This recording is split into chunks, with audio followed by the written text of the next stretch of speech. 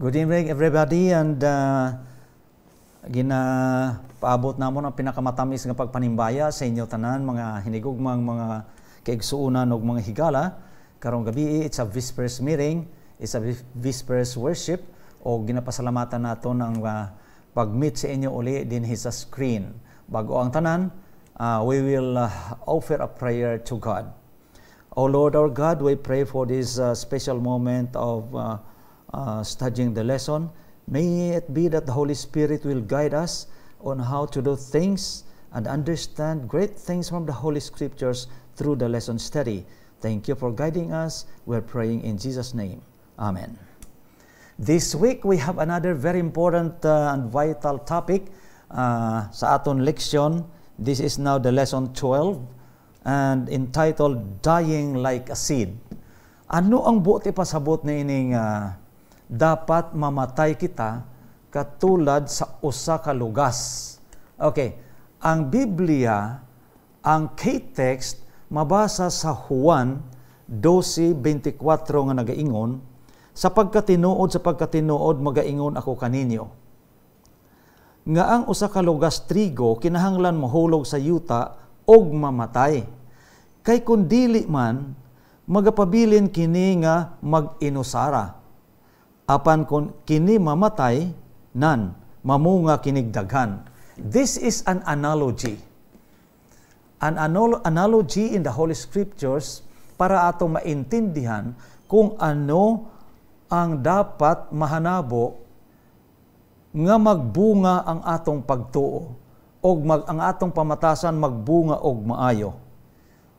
Kini gihatag niya sa Ebanghelyo ni San Juan nga usa ka panghuna-huna aron kita makakita og kahulugan, tinuod nga kahulugan og importanteng kahulugan sa atong kinabuhi, may kahilabtanan sa atong relasyon kay Ginoong Hesukristo. Karon, first, sa kaning klaseng analogy, may giingon dinhi nga tulo ka bagay nga dapat naton tagaan og igtalupangod. First, there is a falling. Dapat mahulog. Una. Ikaduha, there is a waiting. Waiting. Okay, that's number 2. Number 3, there is that dying. Okay, balik sa number 1. There is the waiting. There is the falling, I should say. There is a falling. Dapat mahulog una. Ano kinahanglan pa mahulog? Halimbawa, ang bunga, ang lugas. Mahulog. Dapat nga dapat siya mahulog. May duha di ka butang nga matabo mga kaigsuonan. Okay. Number 1, dapat siya makuha para kaunon. So ang makakaon, mabusog o makakitag satisfaction sa iyang lawas. Pero pag nakaon mo, wala na eh. Dapat ang iba nga nakuha, mabuhi uli para magdaghan. Mao ka na ang duha ka bagay nga dapat mahanabo sa usa ka lugas o sa binhi. Dapat mahulog. The kernel that falls from the wheat stalk has no control over where or how it falls to the ground. It has no control over the ground that surrounds and then presses over it. Number 1, kung siya mahulog, wala siya'y control dito sa yuta. Anong mahanabo sa iya, anong matabo, anong masunod, base siya bahaan, wala siya'y control. Therefore, pag kini mahulog sa yuta, ma-rely siya sa usa nga nagakontrol sa environment. This means, dapat kita mamatay sa atong sala og isurrender ang atong kaugalingon sa usa nga nagakontrol sa atong pagkatawo o sa atong palaaboton. Number 2, there is the waiting. Mauni ang giingon sa atong leksyon katong nagligad, the waiting of the crucible of waiting. Mauning lisod ang maghuwat, pero tan-awon tang idea dinhi sa second nga ang ingon, there is the waiting. and the kernel lies on the earth, it does not know what the future holds. It cannot imagine what life will be like in the future, for it is only a kernel of wheat. By this time, aton makita ang atong kinabuhi, once nga mamatay ng ang atong kinabuhi sa sala, nagakabuhi na kita kay Kristo. So ang atong kinabuhi, nakarely. Ang maunang giingon din ni sa second, we do not know about the future or what the future holds. Kita mo, ano man ang mahanabo sa unahan sang atong dalanon, wa kita makahibalo. Only the one who drives our future and control our destiny, that is Jesus Christ, maulang ang nakahibalo. Sa atong pagkamatay sa atong sala, dili kita mao ang may power on how to control our lives and our way of life. Only God can give us, makahatag sa atong guidance. Guidance. Importante ang guidance Kita mo, sa analogy of the kernel of wheat, sa atong di sa Pilipinas, palay. Kaya ang writer sa atong leksyon, American dito sa Amerika, thousands of hectares, grains of wheat, trigo ng trigo. Mauna nga ginmention di ang trigo. Di ta mahibulo nga trigo manada. Okay, kung sa Pilipinas, humay, palay.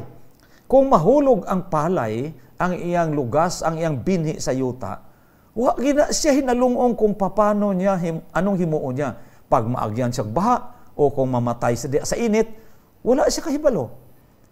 Ang nagakontrol sa panahon, mao ang nakahibalo.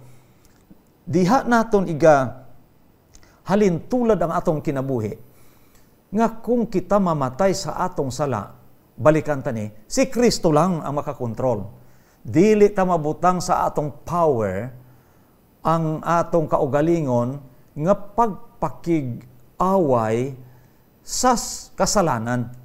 Because, balikan ko ning ekspresyon, we are paperweight and the yawa is overweight.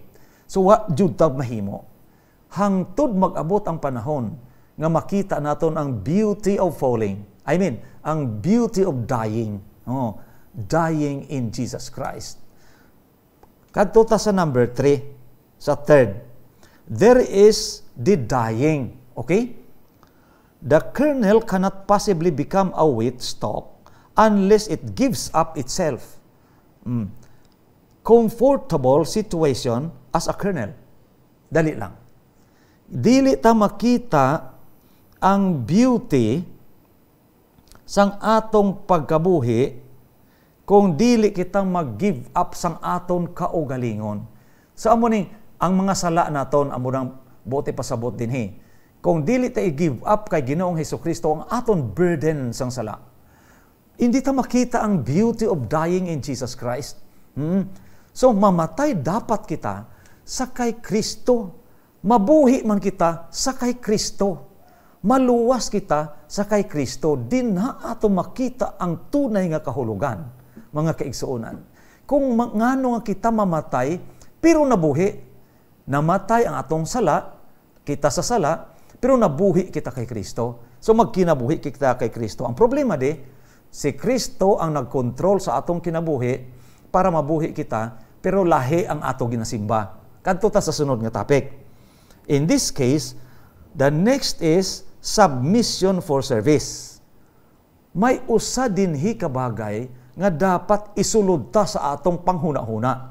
Ang mabasa sa Philippians chapter 2 verses 5 to 9 nga nagaingon, let this mind be in you which was also in Jesus Christ, who being in the form of God thought it not robbery to be equal with God. Dali lang mga kaigsuonan. Dapat kuno isulod ta ni nga panghuna-huna sa aton nga maumana ang panghuna-huna ni Kristo. Ano nang panghuna-huna ni Kristo? Nga naa sa iya. Verse 5 to kay na Verse 6, nga naa sa porma sa pagka-Diyos, who being in the form of God, thought it not robbery to be equal with God. May huna-huna gali si Kristo nga mao kani, maski sa Dios wa siya maghuna-huna mag-isip nga magpakig-level sa Dios kanus ana matabo. Okay, kanus ana matabo. Verse 7, but made himself of no reputation and took upon him the form of a servant and was made in the likeness of men. Wa siya maghuna-hunang makipag-level sa Dios, kundi giangko niya ang pagkatawo nga ang iyang level tawo. That is verse 7, verse 8. And being found in fashion as a man, he humbled himself and became obedient unto death, even the death of the cross. Anong natabo kay Kristo? Nga Diyos siya, nag-down siya sa level sang pagkatawo. And then, sa iyang pag-down, nangin masinulundon siya hangtod sa kamatayon. Verse 9, wherefore God also hath highly exalted him and given him a name which is above every name. Mga kaigsuunan, si Kristo may huna-huna. Sometimes wala ni sa huna-huna sang tao eh.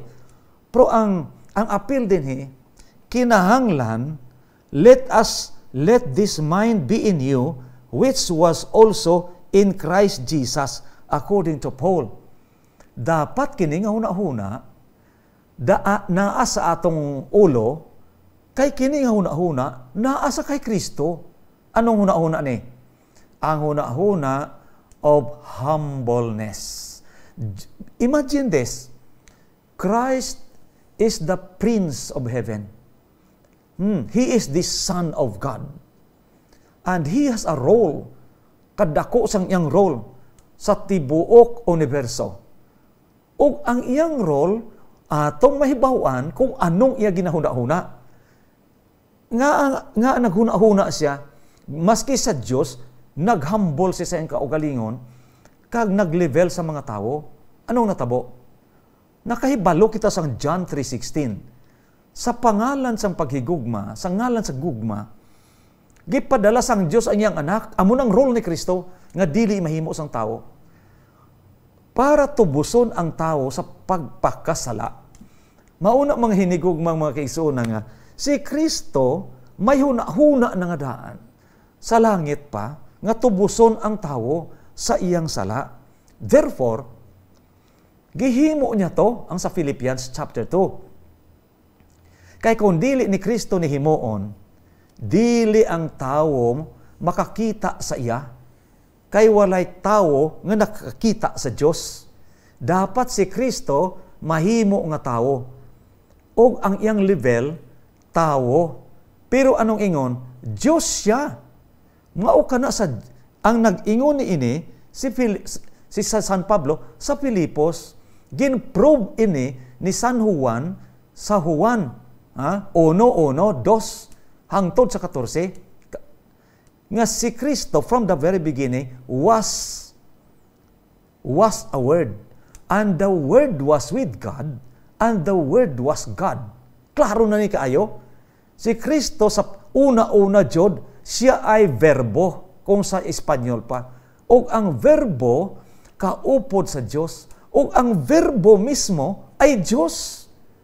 Versikulo 14. O ang verbo nahimong unod. You see that? And the Word was made flesh and dwelt among us. Klaro na ni kayo nga si Kristo Diyos. Dahil sa kasalanan ko, kag kasalanan mo, si Kristo nagpakatawo sang iyak kaugalingon. Wa siya naghinambog nga maski siya prinsipe sa langit, ay kung tawo lang si Kristo og balatyagon nga sama sa mga tao dinhi sa duta, sama sa akoa, ano ang akong labot kung nagpakasala ka muda? You see? Kay total ako Diyos. Pwede ka mo ilabay sa basurahan. Imagine that. Karong panahon sa atong pagkatao kung basahon tang Biblia. Maski sa usa sa mga salmo ni David, nag-ingon siya, if I gaze the works of thy hands, the moon and the stars in heaven, what is man that thou art mindful of him? You see that? Nakita ni Salmista David Nga ano lang naman ang tao nga tagaan mo pa siya pagtagad. You see mga kaigsuunan, kay kung tan-awon niya kuno ang binuhatan sa Dios ang mga bituon o mga planeta sa langit, sa Milky Way galaxy pa lang, nga nag-compose of billions of suns. One of that suns is our sun. Ha? Sa atong adlaw, may usa ka solar system. Usa diha, mo ning planet Earth nga may tawo, o kung billions of suns sa Milky Way galaxy alone. Sa balatas lang sa Milky Way. Billions o quadrillions na ang mga planeta nga may tawo. Kaya usad ka planeta, ang planet Earth may tawo eh. Amo lang ni giisgutan sa Biblia, kaya mo ni nakasala. Pero sa ibang mga suns, daghan ang ilang mga planeta, o ang ibang mga suns, according to natural science, 100 times bigger than our sun. You see, mga kaigsunan, kung 100 times bigger than our sun, possibly, daghan ang ilang planeta nga may tawo. Ang ato gihisgutan, we are only talking about our Milky Way galaxy. Sa unahan sang aton Milky Way galaxy, may Andromeda galaxy. That is another balatas. To date, millions of galaxies ang nakita sa sophisticated camera. In short, no one can fathom the wisdom of God when He created the universe, mga kaigsuonan. Karon, pwede kita ilabay sa Diyos. Gamay nga planeta, gagmay mga tao, rebuild pa. Pero, dinhi natin makita ang definition of love, God's love sa tao. Ang prinsipe mismo sa langit, sa nawala nga usa ka planetang gamay nga planeta, gamay lang naman planet Earth. Pero ang anak sang Diyos, gipadala. Paano karon mahimong ipadala ang Diyos? Kay si Kristo, Diyos mismo, kinahanglan i-humble niya, ipaubos niyang iyang kaugalingon. That thing cannot simply be understood by mortal mind like mine. Why? Diyos, magpakatao, dili lang nagpakatao, gisampal, gisipa, gilansang sa cross.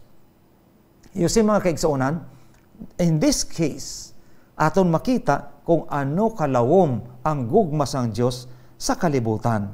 Now, next title is, Dying Comes Before Knowing God's Will. Okay. Now, in this case, ang Romans chapter 12, verse 1, nag-ingon, I beseech you therefore, brethren, by the mercies of God, that ye present your bodies as living sacrifice. What does it mean? Dying comes before knowing God's will. Katugali kaina sa ang atong key text nga dapat mamatay kita o ang atong kaugalingon nga sala mamatay. Maugali ni gitawag ang atong kaugalingon nga living sacrifice.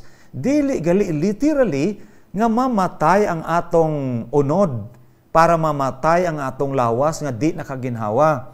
Ang buot gali ipasabot, kinahanglan buhi kita nga halad. Ang halad katong una sa Israel during the Israelitish economy, sa sanctuary, sa earthly sanctuary, ginapatay ang karnero. Og ihalad.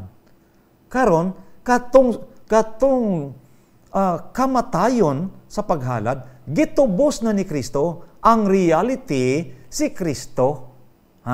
Si Kristo namatay sa cross. Karon anong himuon ta? Kay si Kristo ang namatay sa atong sala, dapat kita ang ginlansang sa cross mga kaigsuunan, kitang dapat gilansang sa cross sang atong sala. Pero ang anak sang Dios nga walay sala, mao ang nagdupa sa cross o gilansang para sa imo o para sa ako. Karon anong atong himuon? Ano may utang na loob ang tao sa langit kaysa kay Kristo? Mga hinigugma, mga kaigsuunan, sobra pa sa utang na loob. Pero ang kondisyon simple lang. Wa mag-ingon si Kristo, sige, bayarin nyo ang utang nyo. Wala. Kundi, kinahanglan, mahimo kita nga living sacrifice. Nindot kaayo nga paminawan nindot kaayo ang term. Buhi kita pero gihalad na.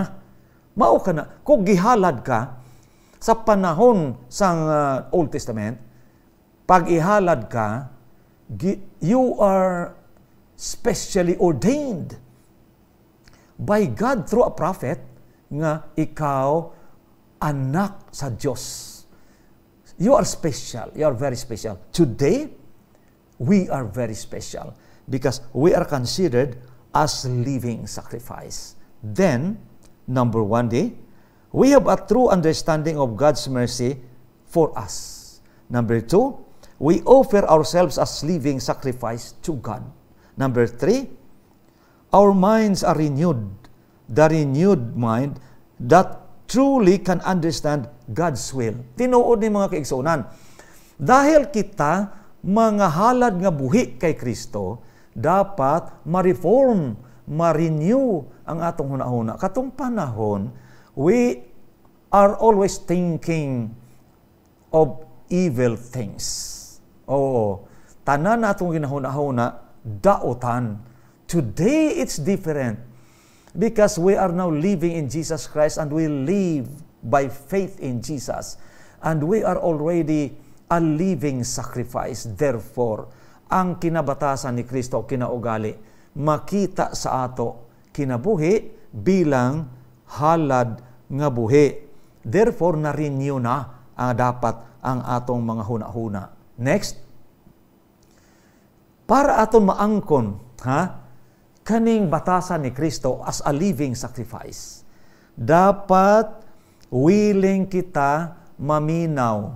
Dapat handa kita magpamati. Dapat handa tayong makinig ng ng mga payo, ng mga tambag, kag mga laygay. Ang problema kung nga ang tao na palayo sa Diyos, mga hinigog, mga kigsuonan, kay dili willing mamati, kag dili gusto maminaw. Anong natabo sa kay Adan o kay Eva? Self-reliance. Mauni natabo sa ila. Namati si Eva, naminaw sa Diyos, pero nagtuman, wala. Ingon sa Diyos, sige, inyo na tanan-tanan, kauna nyo ang dapat kaunon. Puwera lang sa isa nga dili dapat kaunon. That was the instruction of God. That was a divine instruction. Mga kaigsunan.